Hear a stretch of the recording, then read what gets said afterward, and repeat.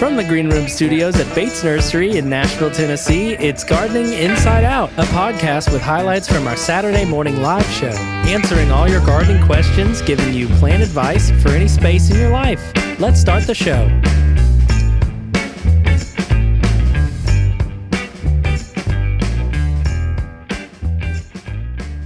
It's Tyler Blankenship, and it's just me in the studio today, so I'll be chatting with you before we get into this past Saturday's episode. And today, I'm very grateful that we've had a break in temperatures.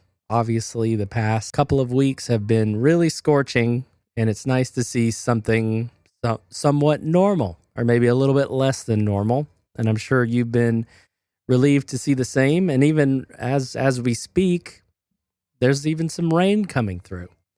So if there's rain coming through where you are, or it's been there recently, that's great, because towards this weekend, it's looking like it's going to get much drier and much warmer. So it looks like as we head into this final month of summer, it's still not going to let up for the heat. Because sometimes, especially here in Middle Tennessee, we might get a break, and we might get a very mild September that leads into an additionally mild October. But some years, especially hot ones, we can see a very hot or warm September persisting all the way to October. And it's those years that are obviously the most frustrating because, well, as gardeners, we're just trying to get our fall crops going. And sometimes if it's still too warm, things are going to bolt. And in that case, if things go on for too long, we might have to just throw our hands up and try again in spring. Outside of the weather outlook, we also have to acknowledge, and it's almost impossible to omit, the passing of Dolly Parton, which happened within 24 hours of recording this podcast introduction. I went to Dollywood for the very first time this year, and I'm so glad that I did. And I'm so glad that Dollywood is set up to persist beyond Dolly's lifespan and influencing generations of people to come, because the experience that I took away with was just magic, peace and magic and love and exhilaration from all the rides. But I got to witness horticultural artworks that were on display there, even earlier into the summer, so we hadn't quite gotten into, the real heat, but already the lantana were out and blooming. There were these wonderful window boxes and planters everywhere with bright glowing plants. And then there were the large living sculptures like the Black Bear family, and also Dolly herself wearing the coat of many colors.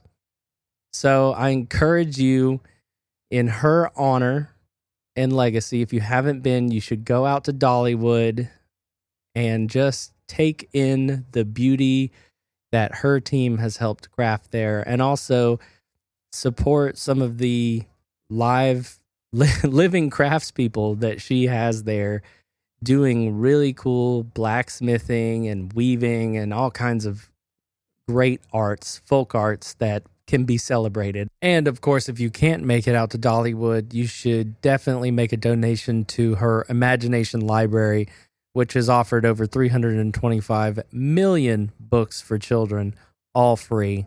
Pretty awesome. Rest in peace, and thank you for everything. We'll be doing an extra bit of dopamine digging in our gardens this weekend for sure. Pivoting from celebration of life to celebration of anniversary, we are currently celebrating this week the 100th anniversary of Monrovia Nursery. We have a great relationship with Monrovia, and they are a grower of high quality plants. And no, they did not pay me to say this. They just are. So right now, currently, our nursery leadership is over in Oregon gathering for a party that's celebrating 100 years of Monrovia, which is no small achievement. And of course, we can't forget that the hydrangea of the year, potentially, the Centennial Ruby, is just such an extraordinary plant to come out to celebrate that 100th year anniversary. If you haven't been able to go out to your local garden center and witness one, I highly recommend you track one down. Between the light red to then deep black bloom cycle and the very sturdy, upright, and glossy leaves, it truly is a striking specimen of a hydrangea, and it's definitely created a lot of buzz at the nursery this year. Also just landed from Monrovia is the new Firewing Heuchera series, which we, Bates Nursery, are one of the first nurseries in the nation to carry. It was introduced at Cultivate this year, which is a big growing industry conference that happens in the summer. This series is remarkable because the Heuchera leaves look like lace leaf Japanese maple. They look very raggedy. They're really expressive looking, and it is a Heuchera villosa, so it's, for all intents and purposes, in the same family. And you've got different colors. You've got a lime green. You've got this kind of lovely fall bouquet of yellow, orange, and red. You've got a dark blackish red color. We're really excited to bring all 7 of those varieties in, but right now we have Heliodor, Hematite, and Rhodonite, and you better believe it, we will show them off on the broadcast because they are visually so striking. Another thing we celebrated last week, and we talked about this a little bit, but it was the Garden Center Conference. We really enjoyed being there. I enjoyed representing Earth Mix and talking a lot about why we believe in really high quality, sustainable soil. I met nursery owners and garden center operators from around the country and including outside the country. Hello, Canada. And in our own backyard of Thompson Station, Julie, it was a pleasure to meet you. You listen to the podcast and you're a fan. We really appreciate that. And also thanks for the note that, yeah, there's a little bit of industry in it too. The best part about this was the spirit of camaraderie because we're all in this industry out of our love for plants and nature and horticulture. You know, for some people, it's a generational thing. We saw brand new garden center owners as well as 3rd and 4th, even 6th generation nursery owners. It was an incredible experience, and also the nursery being honored with a top 100 garden center award. Bates Nursery holds number 54 in that spot, and David Bates was there to accept the award. Moving on to another event that I did this past Saturday, the 2nd annual Nashville Native Plant Symposium. Yes, this is the 2nd year, and it has quintupled the attendance in just 2 short years. Probably going to do it again next year, especially with the momentum that native plants are having in this moment. You know, there's a lot of places where you can slip in a native plant, and some of them look so good and do really well at being multifunction. You might have a privacy issue. You might want to have something that adds to a barrier. You might want to have a pollinator garden or a meadow, or you might be looking at a large development and maybe you just need some native oak trees planted. Well, all of these help support our local environment and bolster pollinator species. So it was really great to be there and talk with everybody who's in kindred spirits about that. One big thing that I've noticed from slowly introducing more native plants into my yard is I'm starting to feel like Julie Andrews in The Sound of Music. Everything is alive and buzzing. There's so many different types of bees and wasps and caterpillars, and everything is just happening around me. And the best part is they hardly pay me any mind. They might be whizzing past to get to a flower bud, or a wasp might be trying to hunt a little caterpillar that's on a bush. But everybody seems more content when there's a little bit of water around, like my pond, and a little bit of native plants and places where they can chill and munch and just be bugged. And all of this is even more beneficial because this pollinator activity increases my yields with my vegetables and fruits without me having to go around and do more work trying to pollinate all that stuff by hand.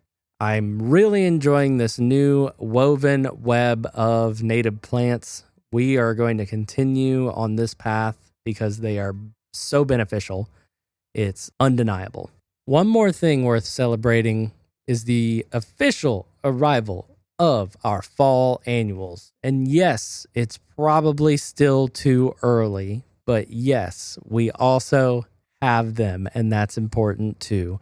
It's such a hard balance to strike. We know we've been getting lots of questions about it, but yeah, we have mums, we have ornamental veggies, we have edible veggies, and I'm mainly talking cole crops here. We have some flowers. We're very excited about just the very first round, and hopefully after this warm weather subsides, we'll be able to get more fallsy and even push even more good stuff your way. You might have missed the post we made on our Instagram, but I have officially propagated my glacier eucalyptus. I know I've been talking about it forever, but I took 10 cuttings. I used Earth Mix Sustain, and I got them all planted in, tucked in, 10 of them, ready to hopefully take root and thrive. So that's a pretty exciting development. I have also planted some stuff, which is no small endeavor at this time of year. I got a pittosporum from the Southern Living plant event that happened at the nursery earlier this year. I know they don't grow very much up here, so I'm anxious to see how it'll do. I planted it next to my pond. I think it looks fantastic. I love the look of the leaves. So if it actually can hang in there and thrive, I'm all about it. It's called Mojo, by the way. You got to have a little mojo. Come on. Okay, that's enough out of me. Let's get into this past Saturday's broadcast. It was myself and Adam Chapman and David Bates and Josh Carey. We had 3 bus loads of people from all over the country, other garden center owners, our peers, industry professionals that came out to visit with us. Did they really? Yes, they Did they buy did. anything? I don't think so. It's not a kind of. Come on. I mean, it might have been a little something that they made an bought. intellectual purchase by asking us questions. And, Stealing ideas. I know what they were doing. Hey, we're collaborating. That's okay. It's collaborative. So, we were really pleased to have them, really honored to have the opportunity, and, to Adam and the entire staff here, and I tried to search out everyone individually to thank them for the effort that was put forth. It's been for the last month, hasn't it not? Yeah, I mean, and 5 or 6 weeks. We tried to do the deep clean thing, right, where we went down, so, and I, full disclosure, I admitted that, we've been, it might, if it looks clean to you, well, it should. It should. We did a lot of cleaning. A lot of cleaning, and, but as much as you can do, a nursery is never perfect. No. And we didn't strive for that. I took maybe 30 people on the Earth Mix tour. Ooh. And so thoroughly enjoyed that level of engagement. And everyone else just kind of 120 or whatever there were fanned out, and every one of the staff greeted them and answered whatever questions they had. So they were very gracious with their comments, and we thoroughly enjoyed the entire process. Yeah, it was great. Who traveled the farthest? There was folks from Canada. There was folks all over in the United States. Yeah, and I was so, it was like drinking from a fire hose, trying to engage with that many people walking around and answering questions. And so it was a challenge that single-handedly no one could do, and we necessarily needed to split the group because, and if you've been out here to Bates Nursery, it's a little bit large just to try to cover it. It's kind of a big place. Yes. So we were really appreciative of the opportunity to get to meet all these great folks from all over the country, and I was kind of lamenting on the front end that we only had an hour. And after that hour was over, that was enough. That was just about right. Yeah. And we got them out here pretty close to on time. I think I brought the rest of my people up at 6 minutes after 10, and they were scheduled to leave at 10:15. So I think we were very good as far as the time that they had, and and they left basically on time. So it was great. It was really good. It was cool to see, because a lot of us here at Bates went to the show itself on Wednesday. Right. And so we got to meet a lot of those folks there. Right. And so it was cool to see them out here too. Yes, it was. Yeah. And thanks to all who were so attentive and had great questions as we went through, not just the earth mix side of it that I went through, but the entire garden center. And again, to Michelle Semekas and the entire staff of the conference, it simply could not have been better. Colin, good to see you out here this Colin. morning. Good morning. Colin said, apparently we are supposed to get a rough winter because of the El Nino percentage and the weather predictions. So It's usually more likely, means wetter. To be determined. Yes, we shall see. Sometimes it's a nothing burger. Now this is supposed to be the super El Nino, as opposed to just the regular, extra strong or regular. Yeah, so we'll see what happens. Are we going to name this El Nino other than an El Nino? They name storms. They name everything Yes. now. Yeah. Even winter storms have a name now. Bubba, Hurricane Bubba. There we go. When should I plant my fall vegetables? 3:30 in the fall. For little starter plants, and I have it on good reference that we're going to begin getting some of those in this coming week. So this is about as early as you can do it. So when you see them begin to appear, that is what we call a clue. You got to get that thing cleaned up so you can put the new stuff in anyway. I know that's my project for this weekend. Oh, the beds, Yes, got to get them cleaned out. Yeah. Now, is it necessary to get them out quite this early? Nah. No. You can wait till after Labor Day. You could even be beginning to germinate seed. Right. Now, if you're going to do by seed, you need to do it now for sure. And the difficulty, and we talk about this a lot, when cool season vegetables, in order to get them in, you can't put them in when it's hot. But you can't wait until it cools off. Right, because it's too late. You kind of got to dance on that edge of the transition. And you're looking for Goldilocks is what you're looking for, right? And the calendar would suggest, that's where we are. And if you remember what I just talked about in the forecast, where temperatures are still quite warm.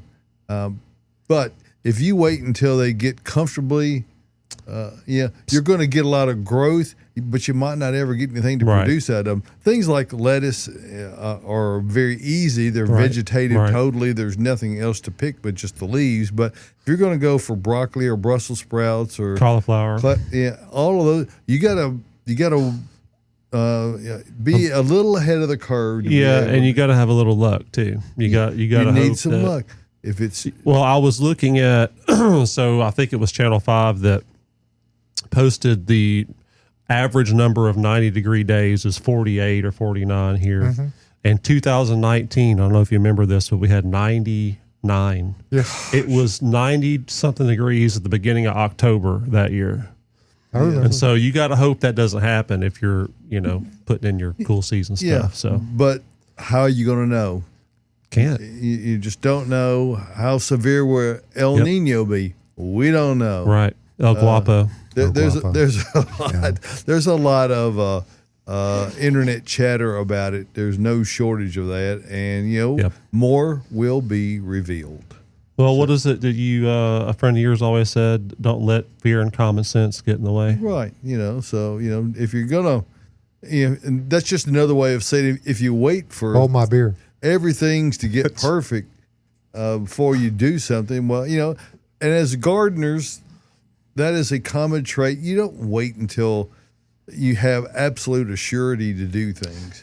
You take the best statistical probability you can and you work with that. Yep. And you acknowledge on the front end that there's a necessary amount of failure that is required to obtain the requisite amount of experience that you need to be a better gardener.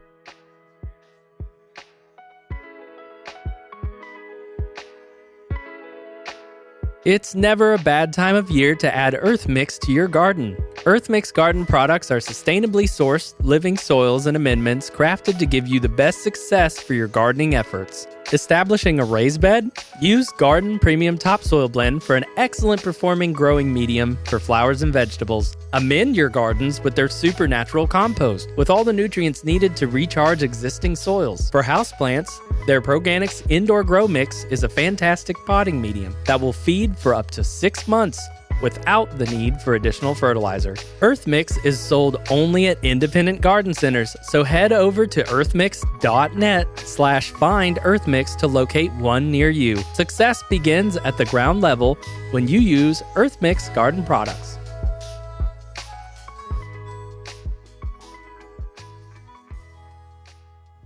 We've seemingly been infomercial heavy today, Yeah. but sometimes we don't have these kind of weeks every week, so we're still trying to decompress out of that mode. Correct. We get but that just is an example of the commitment that we as a company take towards what we do for a living. We take what we do seriously, even if we don't always take ourselves seriously. Correct. We like to cut up, and that even came out on the panel that I spoke on. I have to, after 60 plus years of doing this, I kind of got to have fun along the way. I just need to have, and I think everybody does better when they're enjoying what they're doing. Yes. And speaking of enjoying what you're doing, why don't we see what questions we have out there in the pipeline, Tyler? Well, Joyce was commented and said, you need a new segment, call it 3:30 to tell viewers what to do each week. That's Plant, brilliant. prune, Brilliant, fertilize, to have the Joyce. best Yes. results. That is brilliant. Joyce, you're sharp as a tack as always. And by the way, Josh and I got a shout out yesterday. Yeah, I didn't have time about our prior program, the At Home Show. Chris Ladd was celebrating, I think it was his birthday. And have his pink shirt on? And he was talking about all the other radio connections he had. And Big Sexy himself said, "Hey, don't forget about the At Home Show." There you go. So Justin. that was right. the name of the program Josh and I did for many years. Yep. That's kind of where we got the fun concept, because 3:30 show started there. Yeah. Yes. that's where 3:30 came from. So Yep. That is a brilliant idea, though. So, Nurseem18 asks, my young azaleas got cooked in this heat. Will they recover their lost leaves? I hope so. They should, as long as they're still watered well enough through the rest of the summer and fall. And this is where photographs really come in handy, because we're having to imagine, are these chlorotic with few leaves left on them, or are they simply defoliated a little at the bottom? Which is not uncommon for azaleas. No, it's not at all. Yeah. So if you have that opportunity, Tyler, what is the email address those need to be sent to? So, you can email them to gardeninginsideout at gmail.com. I was trying to get my graphic queued up here. They're all tiny. Okay, gardeninginsideout at gmail.com is the address. You can also DM us on Instagram, which some of you like to field your questions that way, and we can pull them up there.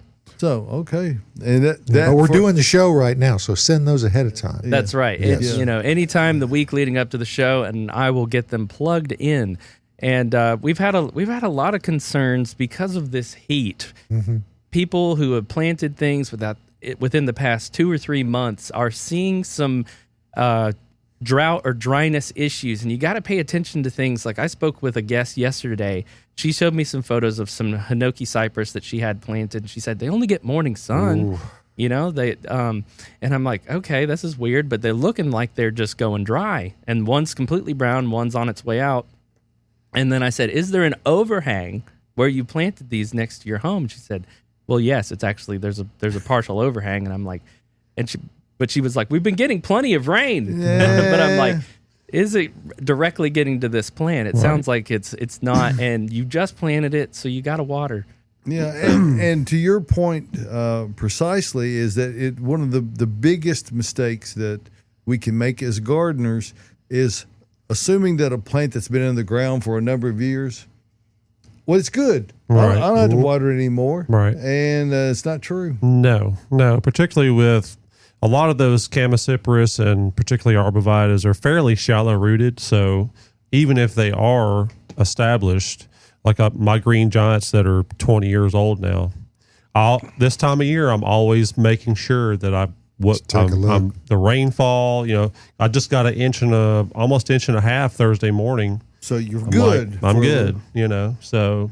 And you don't have any way to correctly estimate what that is unless you've got a rain gauge. Yep. And if you've got plants that are, like Tyler mentioned, that are under overhang, maybe you need to have one that's on the right boundary line inside of it, to help give you an accurate measurement for that particular area. So where the trees are, where the wind's coming from, right? A rain gauge is a gardener's best friend for sure. Absolutely, and it is true. We have gone through periods where we've gotten very sufficient rainfall, but recently we have not so much. Right, and not only did we not get any, it was 100 degrees for 9 days straight. So it doesn't take very long when you've got severe adverse conditions. Right. And the worst part about evergreens, just to close up on that one, is they don't flag like a hydrangea does. Nope. A hydrangea will tell you, hey, look at me. I need water. Broadleafs will give you clues. It says, hey, we're getting a little stressed over here. But conifers, they're just silent until they're not. And then it's too late. Yep. Silent but dead. Right. Yep. So, leading from that, let's talk about irrigation, okay? Mm-hmm. I'm in favor of it. Yes. If using drip line irrigation in a full sun bed, how long should water run for new perennials? For new perennials, it depends on your emitters, because if you have half gallon, you got a gallon, you got 2 gallon emitters. So, what I would say is that if you're using those on the entire planting, and that will include both existing and new planting, is to water to give sufficient amount to the established plantings, and then get your hose out and additionally water the new plantings. Because there's no way to set that up where it will cover both of them in all conditions. So you're deluding yourself if you think you can do both with one. It just won't happen. Now, perennials latch in pretty quick, right? And if you'll hand water for a couple of weeks and then just kind of monitor thereafter, they'll quickly get there. But when you first plant them, you've got to be hand watering those. Yeah, I've got a few things I've put in the ground this summer. I'm watering every morning. I mean, that's the first thing I do. I get up, put the coffee on, go outside. I'm watering for 20 minutes. And it's a great meditative activity. It's in the birds are just waking up.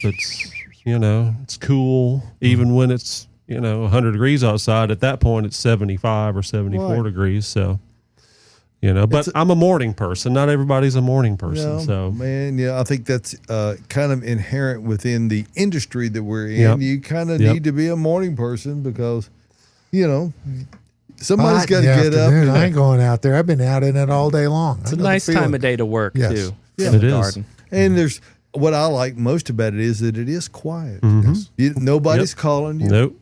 You're just out there with your thoughts, whatever and that's why hand watering is a particularly wonderful meditative act. It is. Yeah. You can just kind of let the mind go where it will and just make sure the water goes where it needs to go. Yes. Joy says it the best.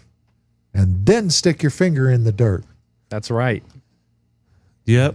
That's also a gardener's best friend. Yeah. Either hand. You got a moisture meter right there. Yep. And there's nothing wrong with moisture meters. They can be probed a bit deeper than your finger can. But if you're really an adept gardener and people who are described as having a green thumb, what that really means is you have an innate sense of how much is enough water. Correct. That's the whole deal. It's not about memorizing a bunch of other rules. It's just about giving things sufficient water when they need it. and it's important to think about water runoff too. Yeah. If things are looking really, really dry, you're going to see a lot of water shearing off until it can absorb again. So yeah, because a lot of soil materials can become hydrophobic when they get really dry, and which just means they'll repel the water until they get a sufficient amount of moisture in there to be able to attract it to go that scopic stage. Become hydroscopic. Exactly, Josh. Slow the flow until you know it will go. Sure. Okay. Way to go, Tyler. We'll go with that. We'll go with that. All right. So let's pop over to another question. Will plumbago survive the winter outside in the Middle Tennessee area? There is a hardy variety that will. It will go dormant. I believe I actually grow it. It's it's lower growing. It's lower growing. It's more of a ground cover. Yeah, that's not the Ceratostigma plumbaginoides, is it? No, that's just a plant that looks like a plumbago. Right. So no, but the bigger shrubbier ones they're tropical. They're not going to live here over the winter. Yeah. So and none of them will live if you have them in a container. Correct. Because you effectively lose two hardiness zones. Did you say Ceratostigma? Yes. Plumbaginoides? That's the one, I believe. Hardy plumbago. It was just on the tip of my tongue when you said Ceratostigma plumbaginoides. Yeah. So there you go. That sounds like it would itch. I don't know why that was. I never know why it needs a cream for it. Dwarf plumbago or leadwort. Another fun name. Yep. So that's and honestly, it's been great, reliably perennial. But every time, in the spring, I see it popping up, and I'm like, man, that looks like something I planted. But it also could look like a weed. Yes. But when the blooms come, it's fantastic. Well, as one of my professors said, anything in your garden you don't want is a weed. Yes. So I have to. The definition of a weed is a plant out of place.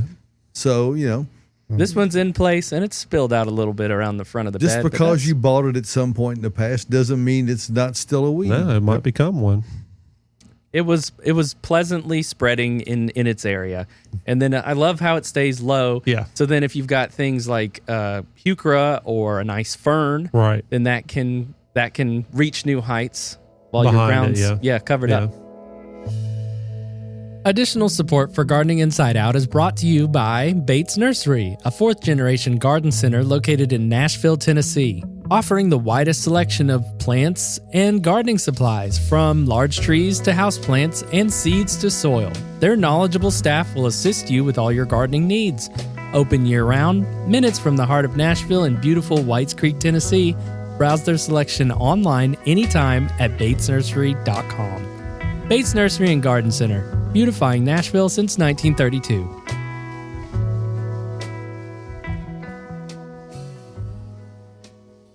All right, well, let's move on to our viewer submissions for email. And I'm going to go with Caroline's first of all. Oh, is that Joshua Tree? I have no idea exactly where she is. She never gave me a location of anything, but she did say, if you want to share these, because I did tell her, that looks suspiciously take photos. Like northern New Mexico to me. Yeah. Well, she's taken the northerly route. I did think she did go I would through think Colorado. all the way out. Well, I think actually she's somewhere closer to Sacramento. Okay. So that's where at least I think she was ending up. I-70. I ran a marathon in Sacramento once upon a time. Yeah. Probably through Nevada, probably through Reno. The only one I ever needed to run. I'm sure that cure you probably. I had people tell me, well, hey, man, you cut a few minutes off that, you could qualify for Boston. Don't think I'll be doing that. I could not walk upstairs after doing that for about 2 hours. Mm-hmm.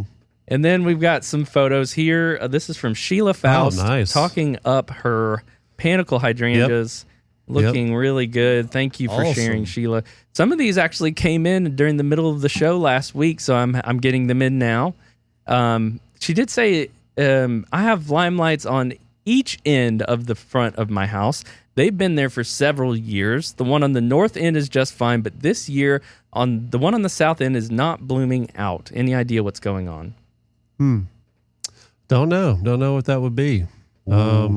Which one is the? So I think which one is the north and like which one is the other side? the one that's not as bloomed out looks like that one might be the north end. Okay. Which you can see the other one on the far left is blooming out more. Well, it's right. It's tucked in beside that magnolia, so may not be getting quite as much sun as the other one. That's the only thing I can think of. It is vigorous.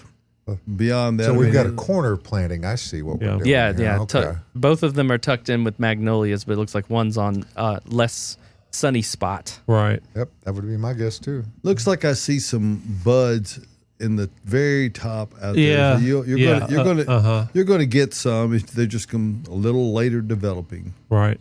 All right, and then Leslie Wurst sent some. Very nice. Sent some photos there. Lantana. Corey and I are watching this morning from Tullahoma. This was last week. He asked if I had any photos. Here's a couple of our Texas star hibiscus and lantana, both from Bates. Awesome. Happy summer. Wonderful. I wonder what kind of butterfly that is. Looks like a fritillary to me. It is actually. I think it's a great one. Actually, it's a really good one if it's not great. I saw this in the woods out near Big South Fork and took a photo of it. It's a beautiful fritillary. So let's move over to a question from Herbal Essence. Herb. And I got to talk with her yesterday about this. It's a particularly nasty one. My God in heaven, in one day, 2 of my white anemones were defoliated 50 feet over. I have purple anemones, and these bugs were picking out on my leaves. I could literally hear their greedy munching. I sprinkled some diatomaceous earth on the leaves, but the next day they didn't seem to mind it. What can I do to stop these bugs, or should I stop them? Are they beneficial in some way that I'll allow my anemones to be stripped? Interesting that it seems that it's the only plant that has been affected by the bugs, maybe a few bites off others, but not much else. Do we have a picture of the bug? It's in here. Yeah, it's just, it's in the I'm corner blowing it up, but brace yourselves. That is the first time we may have ever had a prayer out there. Yeah. If it had a comma, it would have been a legitimate prayer, but it had a period at the end of that. Punctuation. And so I believe this is a blister beetle, if I'm looking up correctly. Well, probably the diatomaceous earth, because these are more hard-bodied adult insects, may not do as much damage at all to them. Yeah. And I spoke with her yesterday about that, and we were thinking, similar to Japanese beetles, a bucket of soapy water and picking them off would be a good way to go. Yeah, contact something that, the diatomaceous is... It's better for softer bodied insects. Yeah. Ooh. All right. Well, and with that, we are out of time. Hey, we had a one you missed there. Oh, did I? Yeah, you did. Jennifer wanted to know if there's a natural way to control carpenter ants. Oh, that's right. Carpenter ants. Take the lumber away from them. Bust the union. And don't forget traps. that. Yeah. Amdro traps are great, man. I would say that when you use the baits that they take back to their nest, it's more of a deterrent. It's enough to get them to move somewhere else. Yeah. So you might want to look into those too. Yeah. Amdros. All right. Well, thanks everyone for tuning in today and helping us get through yet another edition of Gardening Inside Out. Thank you for tuning into the Gardening Inside Out podcast. If you're looking for more information or more from your hosts, don't forget that we have a live Saturday morning broadcast, 8 a.m. Central Time on YouTube and Facebook. You can also follow us on our Instagram channel. That's @gardeninginsideout for more posts, reels, and in-depth dives to topics and things we've discussed on the show. If our content resonates with you, consider giving us a follow, like, and subscription on all of our social media pages. See you next time.